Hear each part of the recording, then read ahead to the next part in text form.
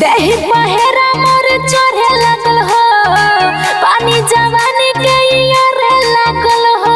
अच्छा अरे बाबू सुनो, दही बहेरा मोर चढ़े लगल हो, पानी जवानी के यारे लगल हो। चढ़ जाई खाल पानी सब बुई खा खोरी हो।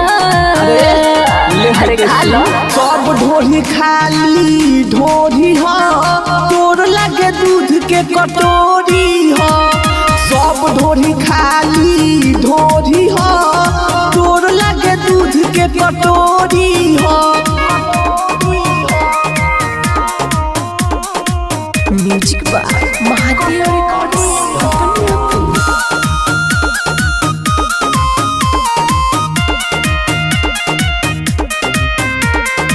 मिली सवाद भरपूर बाबू, ढारी के पिया शराब बाबू।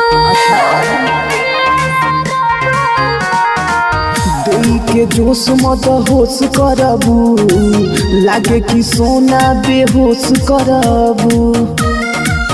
सब लइकन के है कमजोरी है, बुझल। सब ढोरी खाली ढोरी हो, तोर लगे दूध के कटोरी हो। सब ढोरी खाली ढोरी हो, तोर लगे दूध के कटोरी हो।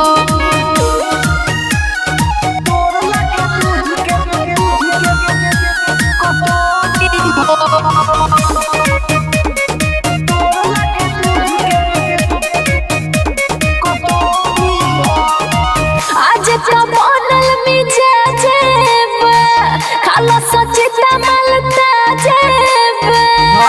अरे सही कहता नहीं हो का हो। लागत आज कुछ खास करबू, अच्छा। धीरे बोला के धन नाश करबू। नितस ते तनी मोकन छोरी है। सब ढोरी खाली ढोरी हो, तोर लगे दूध के कटोरी हो। सब ढोरी खाली ढोरी हो, तोर लगे दूध के कटोरी हो। महादेव रिकॉर्ड्स बनियापुर।